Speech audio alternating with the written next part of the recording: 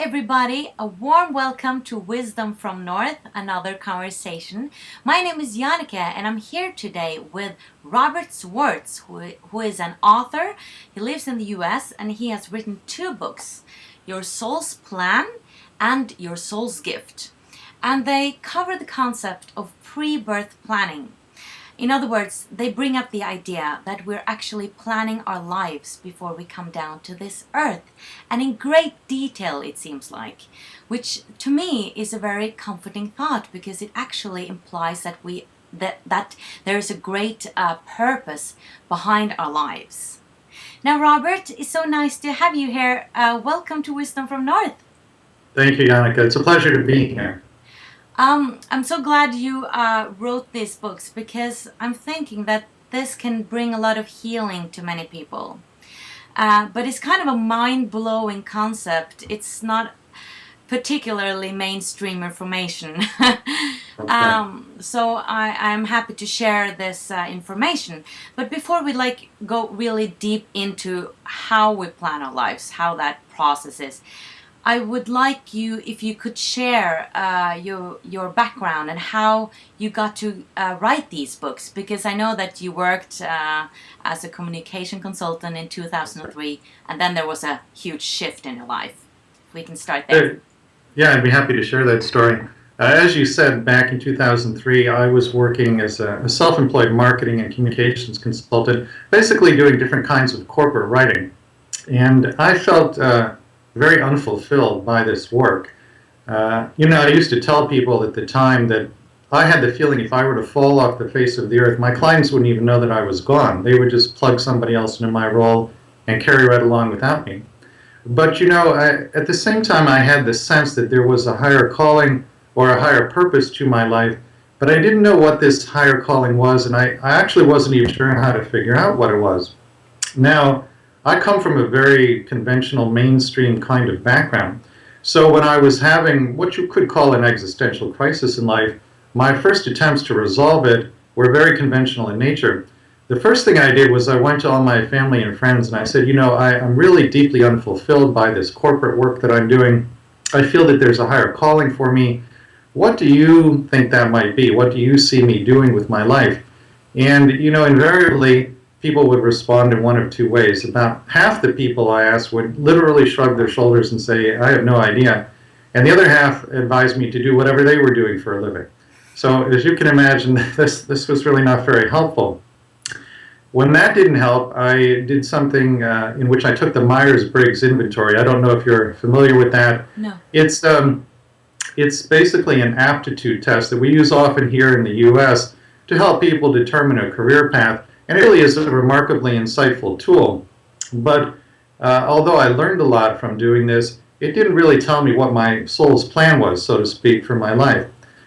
So then I began to think, well, I've got to think outside the box here. What else can I do to really figure out what my soul would like me to do, something unique for me? And this idea came to me, go see a psychic medium.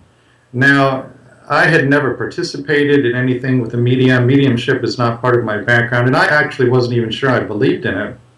But this idea was coming to me so strongly, and I thought, well, why not? I'll just invest an hour of my time, and I'll see what comes up. So on May 7th of 2003, I did this. I had my first session ever with a psychic medium. And in this session with the medium, she introduced me to the idea of spirit guides. Now, I didn't even know what this was. And she explained to me a spirit guide is a highly evolved non-physical being with whom we plan our lives before birth and who then guides us through our lives after we get here. And through this particular medium, I was actually able to talk with my guides. They said a lot of remarkable things to me in that session, one of which was they said, you planned your life and your biggest challenges before you were born. And, I might have dismissed all of this as some kind of delusion on my part, except that earlier in that session, the guides had said things to me indicate that they knew literally everything about me. And I'll share with you something personal that really made a big impression. 5 years before the session with the medium, I had been going through a difficult time in my personal life. And one day when I was home alone in the privacy of my own home, I said a prayer to God. I didn't even say it out loud. I just thought it silently in my mind. The prayer was, "Dear God, I can't get through this alone. Please send help." This was 5 years before the session. I didn't even remember having said that prayer, but my spirit guides knew about it, and through the medium they reminded me that I had said this, and then they said, "Your prayer was answered," by which they meant that additional non-physical guidance had been sent to me. So as you can imagine, if you're talking to beings who know everything about you, including a prayer you said 5 years earlier, alone in your own home and silently in your own mind, that gave them a lot of credibility. So when they introduced this idea of pre-birth planning, I was inclined to believe what they were saying. Now, in the weeks after that session with the medium, I thought about this information constantly, and the effect that it had on me was that it allowed me to review the course of my life and really, for the first time in many cases, see a deeper meaning or a deeper purpose to the challenging things that had happened. For me, that was a profoundly healing experience, and it was at this point I realized I was onto a concept that could bring a similar kind of healing to other people, and that was really when I first started to think about writing books on this subject. Thank you for the story. So you had never heard of pre-birth planning before? I had never heard of it.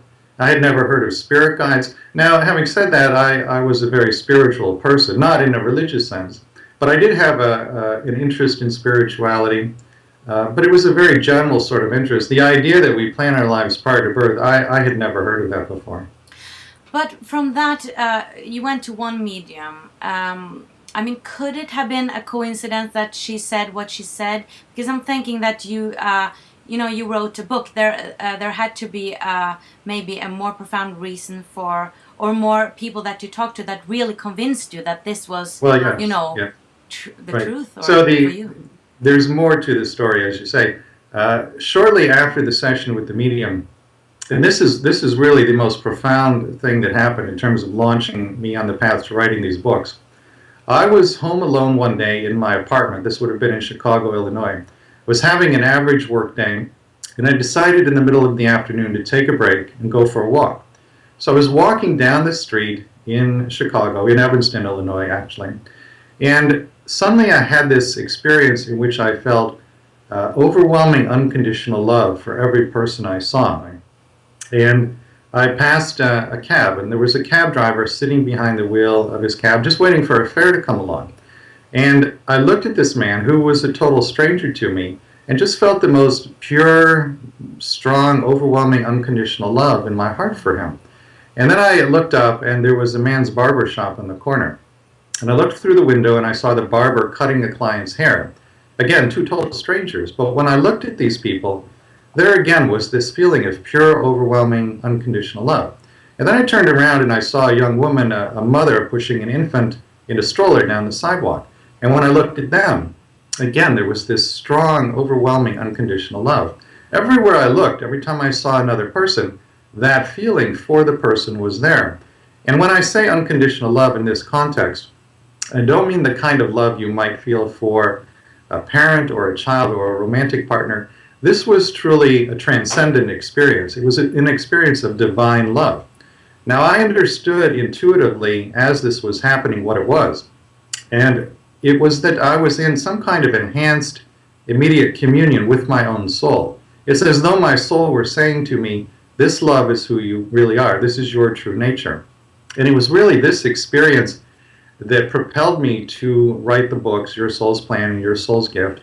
And it was also this experience that served as the basis for the research in the books, because, I should explain here, the books are written in collaboration with very gifted mediums and channels who in one way or another can find out what somebody planned before they were born. When we go into people's pre-birth planning sessions through one of the mediums, we actually hear the conversations people have with their future parents, their future children, their future lovers, friends, enemies, if they're planning to have enemies, teachers, employers, peers at school, and I put these conversations verbatim into the book. In these pre-birth planning sessions, every single session, regardless of what was being planned, even if it was a quote-unquote negative or challenging event, the plan was always based on unconditional love. This was always true. Now, if I had not had that experience of my own soul as I was walking down the sidewalk that day, I would still have found the same results in my work. But I think I would have doubted them. I would have said to myself, how do I know that this is true? How do I know that the life plan is based on love? Well, I know it's true because I had that experience. And that's why I can sit before you today and say with confidence and certainty that I believe that we as souls are made literally from the energy of unconditional love, because that was my experience that day. Wonderful. So how did you get the idea to write books? Did you hear that from your spirit guide, or did that come from an idea that, oh, I have to write about this in some way? It was really an impulse, and knowing what I know now, I believe the impulse was being sent to me from my soul. Oh, and let me just say briefly, for those who are watching, I do have a website at yoursoulsplan.com, and they can actually download large excerpts from both books for free on the books page of that website.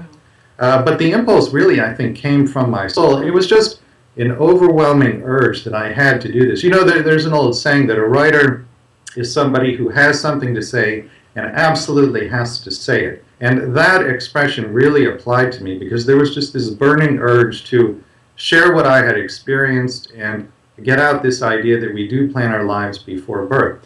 The idea that we plan our lives is particularly powerful and important because what it does is that it pulls us out of victim mentality. And I can say from my own experience and the challenges I've had in life, there were many times when I felt myself to be a victim, and that's a tremendously disempowering state to be in.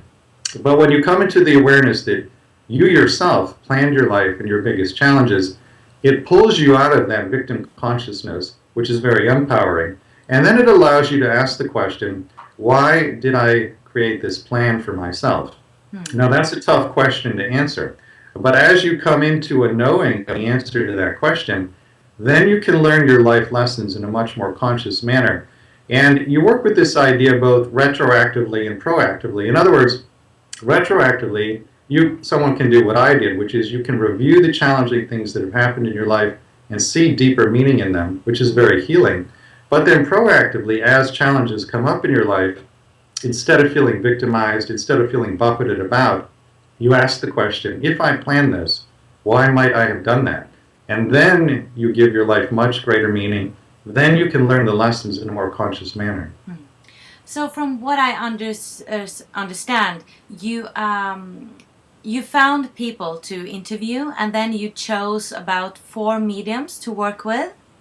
How did you find these mediums and these people?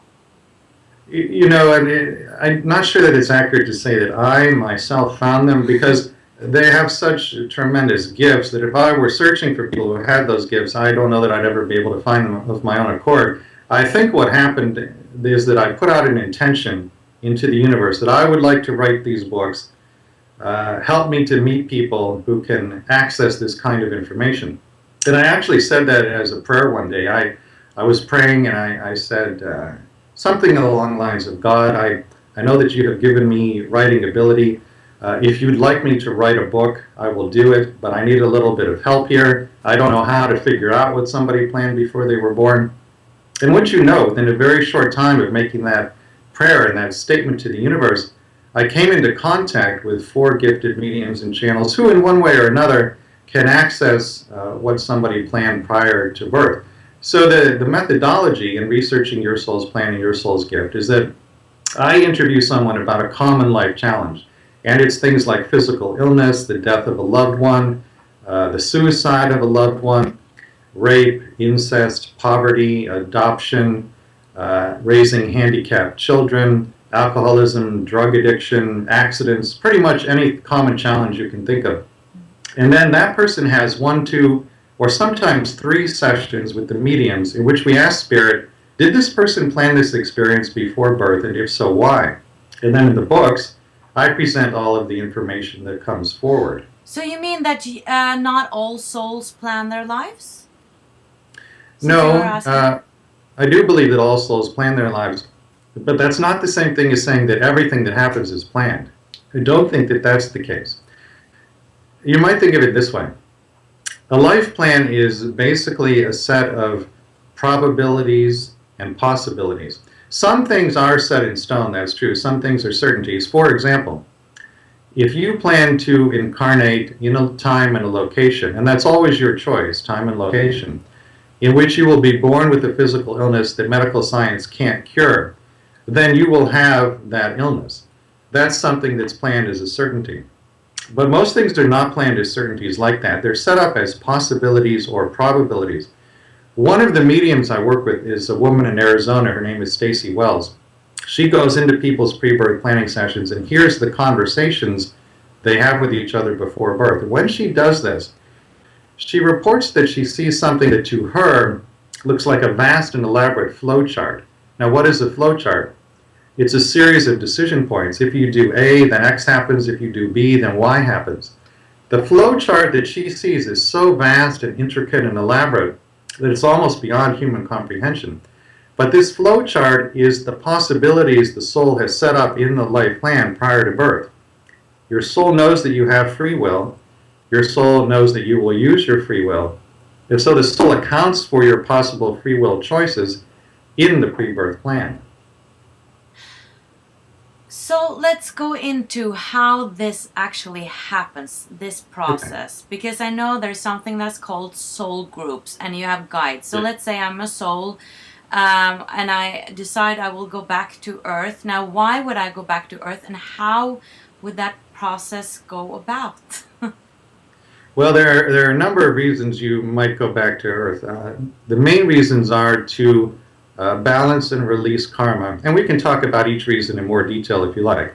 But to balance and release karma, for healing, meaning healing energies that are unresolved from past life trauma, service to others, experiencing contrast, and correcting false beliefs or feelings about the self that the soul knows are not accurate reflections of the soul's nature. And again, we can go into these one by one in detail, but those are the main reasons. Now, as to how it actually happens, you, the incarnate personality, are a portion of your soul's energy. The soul is vast, it's multidimensional, it has a presence on many, many different dimensions, including here on Earth in the third dimension. Oh, so you mean the soul? Yeah, because I'm wondering about that, and I want to stop there, because what is the soul? Does that mean that my soul can be on other planets, in other dimensions, and a portion of me is going down here? Yes, exactly. And not only can it be on other planets and in other dimensions, it almost certainly is. It is in other dimensions. It probably is on other planets as well. Okay. But the way I think of it in simple terms is that the soul is a spark of God, and the personality, meaning you and me and everyone watching, is a spark of their soul. So the soul is vast. It's a huge and very high vibration agglomeration of energy. And when the soul creates a physical lifetime on Earth, it takes really a very small portion of that total energy and puts it into a physical body. Now, you, the personality, are created by your soul before you come into body. And your life plan is also forged by your soul before you come into body. Once the life plan is formed in the non-physical realm, and you, the personality, are created, you're told before you come into body in detail what the life plan is. You can agree to it, in which case you then incarnate, or if you think that it might be too challenging, you can object to it. Some people actually do. If you object to the life plan, what generally happens is that your soul and your spirit guides will reassure you that it's for your highest good and the highest good of all concerned. Most people at that point are reassured by the great wisdom and the feeling of love coming from their soul and guides, and then they will change their minds and agree to the life plan. But there is a small subset of people who still say, no, it's too much. And if you do that, then your life plan will be revised and made a little bit less challenging. But who is planning this life plan for you? Aren't you doing it yourself? Or your soul? It's the soul is creating the life plan, okay. and you, the incarnating personality, are told what the life plan is, and then you agree to it or you disagree to it. But the plan is forged. It's forged originally by your soul in consultation with God, what we would call ascended masters, spirit guides, and angels. So then you start planning your life. and you do it with your guides. And then there is this thing called a soul group. Now, how many souls are involved in a soul group? And is a soul group eternal? Like, do you work with the same soul group forever, or does soul groups change? My understanding is that on average, and there's variability in this, soul group is about 17 souls, more or less. A soul group is a collection of souls who are at more or less the same evolutionary stage, and therefore at more or less the same vibration. You and the members of your soul group reincarnate repeatedly with each other, playing every conceivable role with and for each other.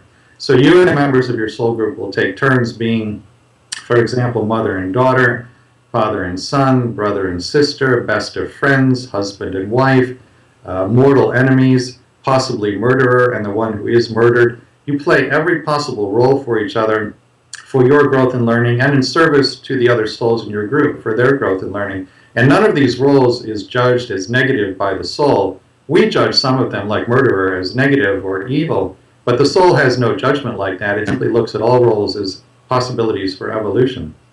So you will share many, many lifetimes together, and as you evolve or rise in vibration, you'll go on to a higher vibrational soul group.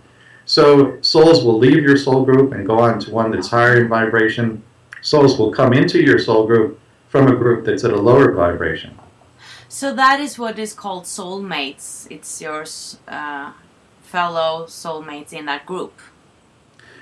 That's the way I think of it. Now, some people use the term soulmate or twin flame in a romantic sense, but that's not really how I look at it. I would think of a soulmate as somebody from your soul group that you share many lifetimes with. In some of those lifetimes, you will be romantic partners, but in most of them, you actually won't be.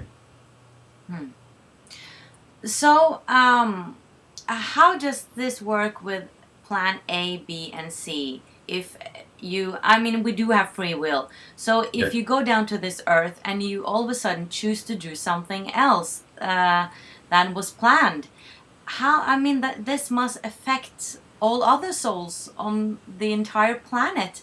I don't understand how that can work out.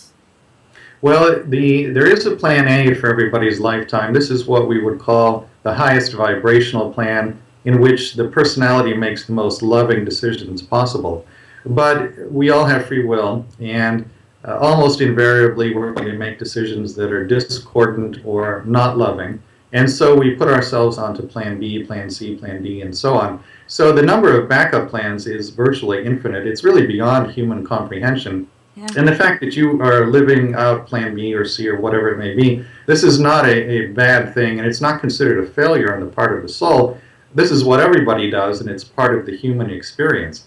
But basically what you would like to do, if you're on a conscious spiritual path, is simply make the most loving decisions you possibly can. That will put you on the highest vibrational path. It will help you to be of the greatest possible service to the world, and it will help you to learn your lessons in the most conscious manner. I think it may be helpful, if I may, could I share a story from one of the books, and then we can see how this plays out. Lovely. So, in the first book, Your Soul's Plan, there's a chapter about the pre-birth planning of accidents. And one of the stories in that chapter is the story of a woman named Christina, who is now about 60 years old. But many years ago, when Christina was in her early 20s, she was an administrative assistant at a college in California. And one of her duties in that job was to retrieve her boss's mail.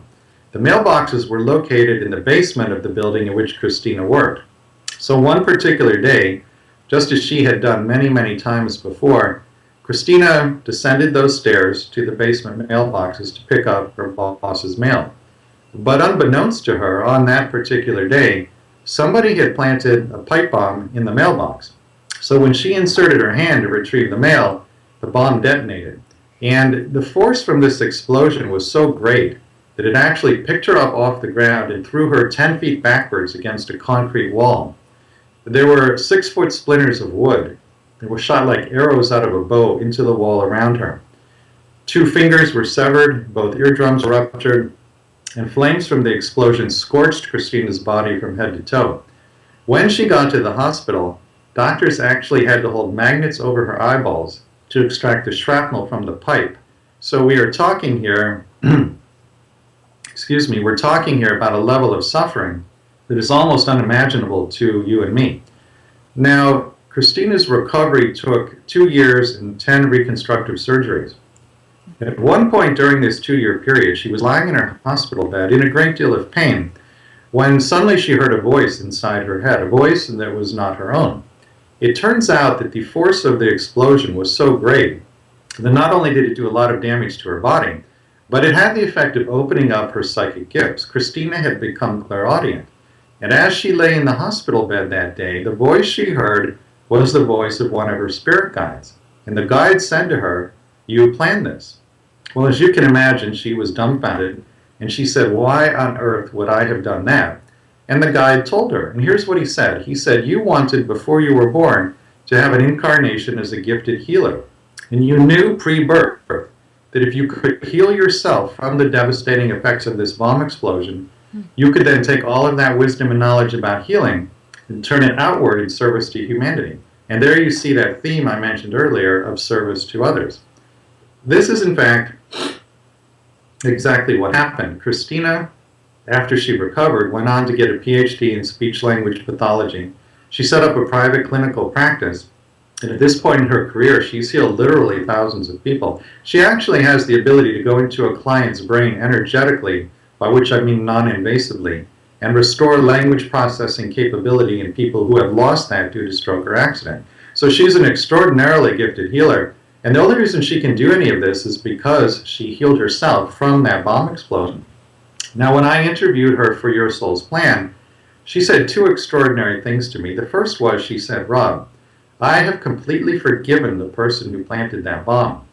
Now think about that. Given her level of suffering, that's really a remarkable thing to say. But then she said something even more amazing. She said, "Rob, I am deeply grateful to the person who planted that bomb." Now remember, she had magnets hold above her eyeballs at the hospital to pull out the shrapnel from the pipe. Despite that level of suffering, here she is saying with complete sincerity that she is grateful to the person who inflicted that experience on her. This, to me, demonstrates the power that an awareness of pre-birth planning can have. It allowed her to get to a place of total forgiveness and total gratitude. Now, it didn't happen overnight. She had to talk with her guides many times and really work with this idea. It actually took a few years.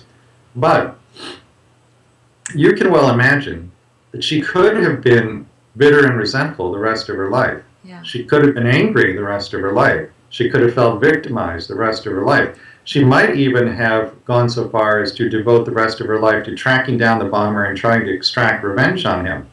But because she came into an understanding of her own pre-birth plan, she worked with that to get to a place of complete forgiveness and complete gratitude, a place of total peace, really. That's what you can do with an awareness of your pre-birth plan. But I'm curious, like, what if she had chosen not to go to that mailbox that day? Would she have another accident then?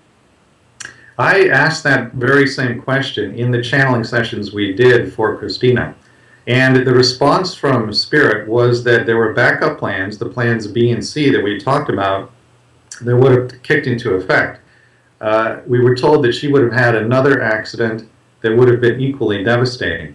And it could have been any kind of accident. This is often how pre-birth plans are set up. They're set up as a potential for something to happen, and very often the specific form that it will take is not set up prior to birth. Okay. Or several possible forms are set up, and one of them is activated as you live your life. Yeah, so for instance, if you are supposed to be in a romantic relationship with a soul, then if you don't meet at one place, you'll meet in another way, because somehow you'll get to meet if it's meant to be. Yes, if you plan prior to birth to have a romantic relationship, or really any kind of significant relationship with another person, you will put things in place that will lead the two of you to meet each other. And what also happens is that if you have trouble finding each other on the physical plane, then your spirit guides will get active, and they'll start to do things and intervene in certain ways to help the two of you come together. So, for example, many people have had an experience of they're driving home from work one day, and they get a sudden impulse to stop somewhere to get a bite to eat at a place they normally don't stop at, or to get a drink at a particular bar where they don't normally go, and then they meet somebody there that ends up being significant in their life. That kind of an impulse is coming from a spirit guide who's basically whispering in your ear and saying, stop here, go there, or don't stop here, don't go there, because they're trying to help you fulfill your pre-birth plan. Wonderful. So it's wise to listen. It's wise. But how do we get more in touch with our souls? Do you have any tip on any tools that we can use? Yeah, the main way to get in touch with your soul really is to meditate. So just sit quietly, any forms of meditation, but basically just sit quietly, allow your mind to be quiet or as quiet as it can be. You might want to pose a particular question before you start meditating or set a particular intention. And then as you quiet your mind, your soul will communicate with you. The communication can come in different forms. Some people may occasionally actually hear spoken words in a meditation. That would be quite unusual. But what is more likely to happen is that you will get certain images in meditation, or later in the day or later in the week or later in the month, you get certain impulses to do certain things or go to certain places. This is your soul responding to the question you asked in meditation or the intention that you set.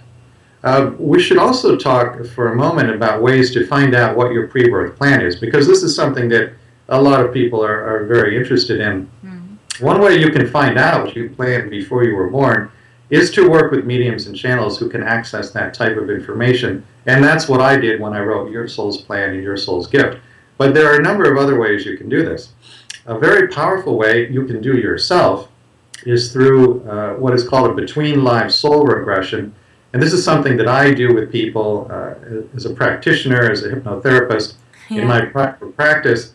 In a between-life soul regression, if the person is able to go into trance, I take them into spirit at the end of a past life. And then once they're in spirit, generally what happens is that they're met by a spirit guide, and we ask the guide frequently to take them to what is called the Council of Elders. The Council of Elders is a group of very wise, highly evolved, and loving beings who oversee the cycle of reincarnation on Earth.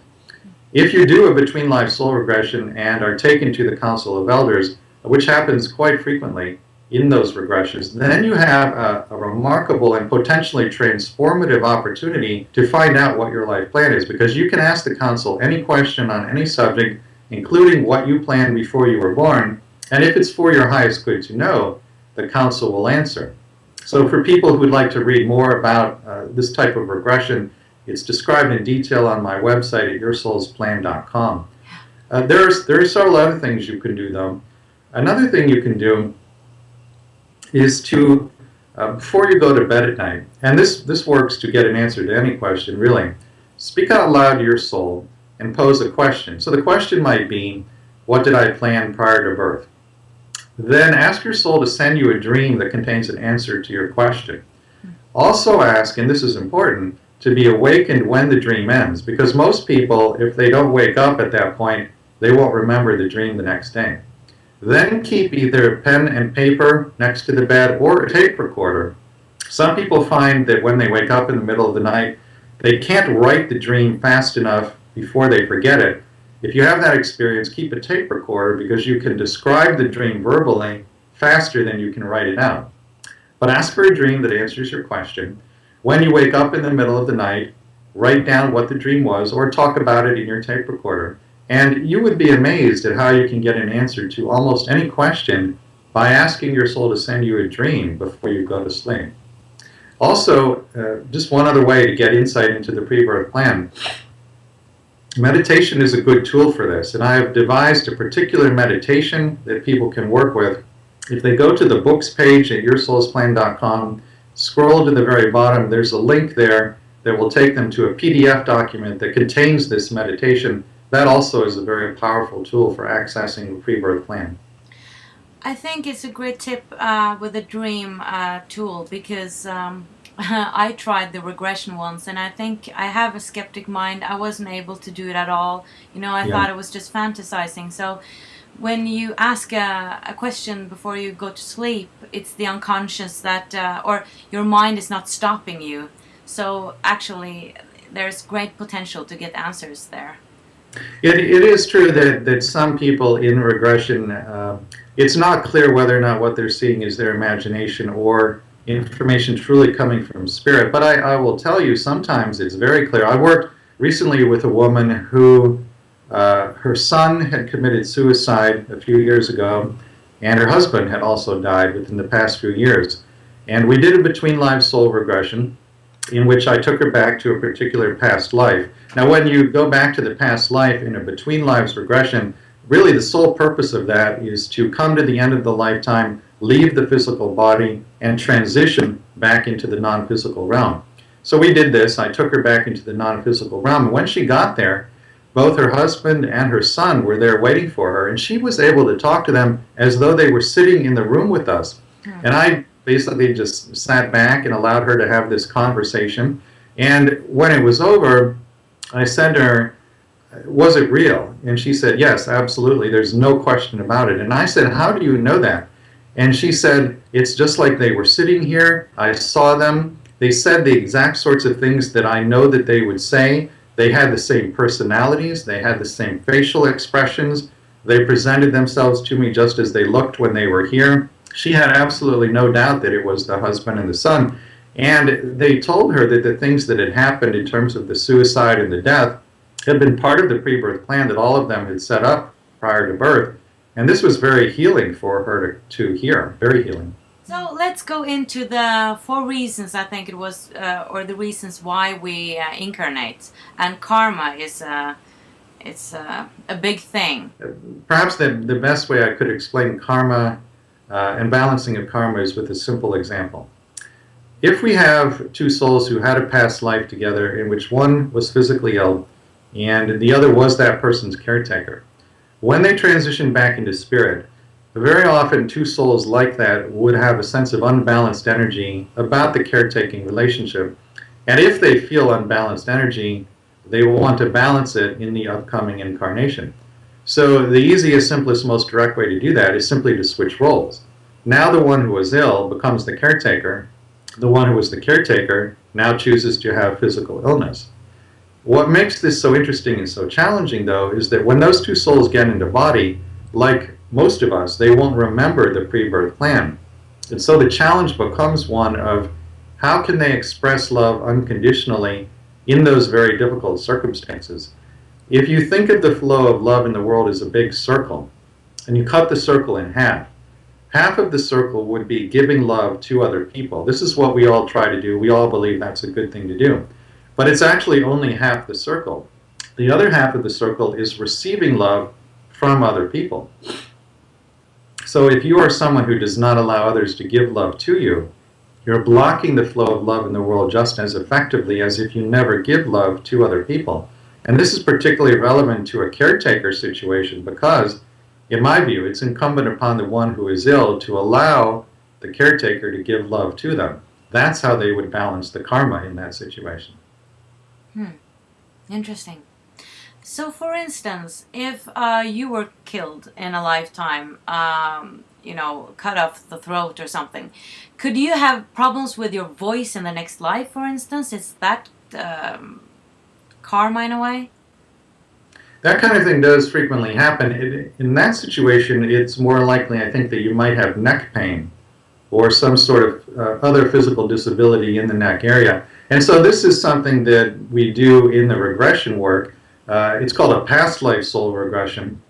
And in a past life soul regression, the client might come in, say, complaining of neck pain. I would take them, we would set an intention for the client to go back to the past life that explains the neck pain. Let's say it's a past life in which they were beheaded or murdered by having the throat cut. What happens very often is that simply by re-experiencing that past life in the regression, there's a phenomenon known as abreaction, which is the clinical term for healing simply by experiencing the past life. So very often, just the experience itself will eliminate or greatly reduce the neck pain. And that's what abreaction is referred to. Yeah, I've read that before as well. And that makes sense. What about healing wrong beliefs or false beliefs? Yeah. Because I'm thinking that we all have so many false beliefs. I mean, I see so many people thinking bad about themselves, believing that they're not good enough. And it seems like it's a trait that human beings have. How can we heal that? I mean, it seems like it's such a big thing to heal. It is a big thing to heal. This when you have experiences in an incarnation in which you, as a result of the experiences, develop false beliefs. From the soul's perspective, that feels to the soul almost like a stain or a blot on the soul. If you think, for example, of a person walking through an abandoned house and there are cobwebs, hanging from the ceiling. You walk through the house and you get caught in the cobwebs. That's a little bit what it feels like to be a soul and have false beliefs with the personality. So the soul wants to clear away the cobwebs, so to speak. That's the healing process we're talking about. Now, most people have had past lives in which they've had experiences that cause them to develop false beliefs. Two of the most common false beliefs are, one, that a person is powerless, and two, that a person is unworthy or perhaps even worthless. If you have either of those false beliefs, whether it's conscious or subconscious, it doesn't matter, your soul will want to heal those false beliefs, clear away the cobwebs. Now, a basic spiritual truth is that there is no unexpressed consciousness. What that means is that those false beliefs will express or manifest in the physical plane, so that the physical plane is mirroring your false beliefs back to you. That's basically the function of the physical plane. It mirrors you back to you so that you can discover who you really are, including your false beliefs, and then bring those false beliefs to the light of conscious awareness so that you can go about healing them. If you have false beliefs about powerlessness or worthlessness, sometimes, not always, but sometimes those false beliefs manifest in the form of very, very difficult life experiences, including incest and rape.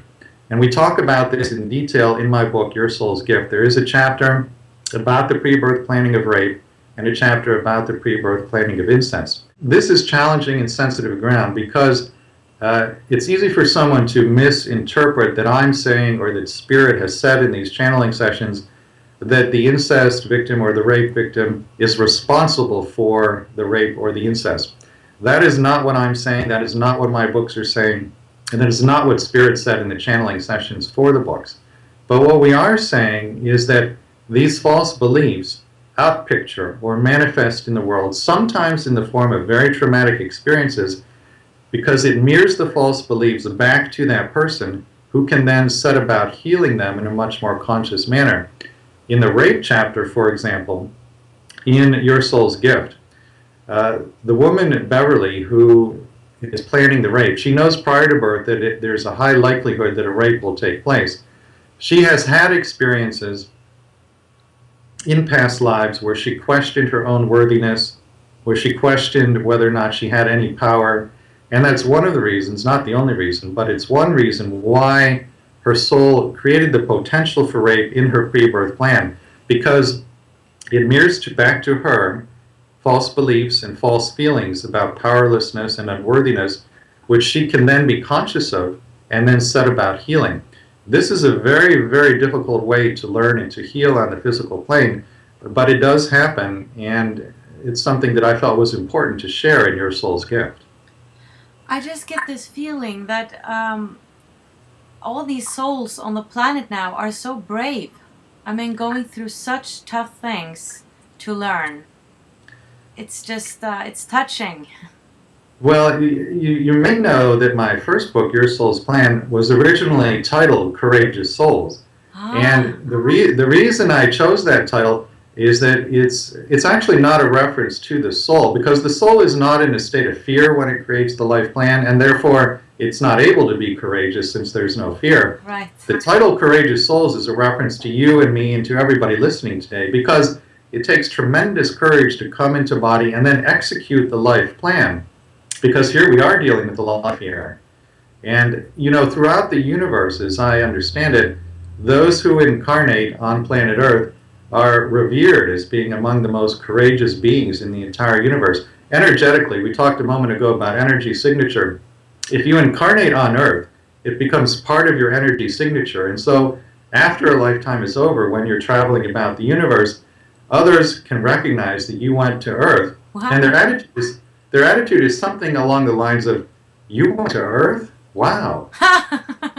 Wow. Really? Yeah. That's wonderful. Yeah, because I saw an interview with you where you said that there was like 1/3, or there were many souls who wanted to come to Earth in this particular time, and not Yes. everybody made it. That's true, specifically in regard to light workers. And if people are not familiar with that term, a light worker is somebody who is here to literally bring more light into the world. Very often, a light worker will plan prior to birth to undergo an extremely traumatic experience for the purpose of healing it, so that they can then show others how to heal as well. The woman we talked about earlier, Christina, who had the bomb explosion, that's a life plan of a light worker. In terms of the numbers that you just mentioned, my understanding is that there were 3 times as many souls that wanted to come into body and be light workers as there were available bodies. So in order to be a light worker now, you had to make a cut. You were one chosen out of 3. So it's really a badge of honor to be here doing light work at this time. Wow. So what is the goal? Is the goal to be, a Buddha on this earth? Or could this be my last life if I've healed all my karma and what I was supposed to do? Or are we going for enlightenment, all of us? I think all of the above are the answer to the question, but it really depends. Are you asking what is the goal of the personality or the goal of the soul? Because unless your personality is completely aligned with your soul, those may be 2 different things. If you're talking about the goal of the personality, many people would like not to have to reincarnate again, but that's not really the soul's goal. The soul's goal is to come into body and have the experience on the physical plane of expressing what I refer to as divine virtues. These are qualities that are part of the fundamental nature of the soul, Right. and the experience of expressing them on the physical plane is a particularly sweet kind of experience for the soul. So what are the divine virtues? There are qualities like forgiveness, compassion, empathy, patience, self-love, unconditional love, reverence for life, coming into a greater knowing of one's strength and power. There's a list of about 30 divine virtues that I work with in my counseling practice, and I have an exercise called the Divine Virtues Exercise, in which I take people through a process of figuring out which divine virtues they're cultivating in this lifetime. But that's really what the soul is trying to do, is express these qualities on the physical plane. Wonderful. So why is there a veil there? Why don't we see our plan? I think there are a couple of different reasons for that. One is that it's sort of the difference between having an open book test and a closed book test in school. In other words, if you know that you're going to have an open book test, you may not study because you figure you'll just look up the answers during the test, and therefore you don't learn as much. But if you know it's a closed book test and you won't have the book there to look up the answers, then you prepare more and you learn much more. That's a simplistic explanation, but it's essentially true that there is more growth and learning for the soul because of the fact that we don't remember the pre-birth plan. A second reason for the veil is that because the veil is in place, and so many people are so strongly identified with their personality, with their body, with the physical dimension, it makes the physical dimension seem real. Actually, it's not. It's an illusion. It's like we're characters on a stage acting out a play, the script for which we wrote ourselves prior to birth. But because the veil is in place, we don't know that we're characters on this stage. And because we don't know that, the emotions that are created by life experiences are much more intense than they would otherwise be. The learning and growth comes from the intensity of the emotions. So in other words, if you could look behind the veil and see spirit guides and angels all the time, and if you were so acutely aware of the fact that the physical plane is an illusion, then life would be less intense, which you might find to be a good thing, but your emotions would be less intense, and therefore there would be less soul growth while you're here. Let's say that you really regret the plan, that you took on too much. Can you kind of get out of it by praying? For instance. It depends. There are some plans that you really don't have the flexibility to do that. There are others that you do have the flexibility to do that. It depends on the possibilities and the probabilities and the backup plans that your soul put in place prior to birth. But in general, I would say this to people: if you feel that your life is too hard, that you took on too much, it doesn't really do any harm to pray and ask that the plan be made a little bit easier. Maybe that request is granted, maybe it's not. But it's only going to be granted if it's for the highest good of all concerned. So there's never any harm in requesting that. Wonderful. Thank you so much, Robert. Is there anything you want to add? Because I know we're running out of time. Anything you want to say that we didn't talk about? Well, one thing I would just like to ask your listeners to do, if they feel guided to do it, is that I receive many emails from people who say, I would like to read one of your books, but I can't afford to buy a book. And there are actually more people in that set of circumstances than you might imagine. So I have made a mission of placing the books in public libraries so that this healing information becomes available to people for free. So I would ask your listeners, if my work resonates with you, if you see merit in what I'm doing, please consider asking your local library to carry your soul's plan and your soul's gift. Doing that will touch many, many lives. It's like the proverbial stone that's dropped into a pond of still water and then the waves ripple out as circles.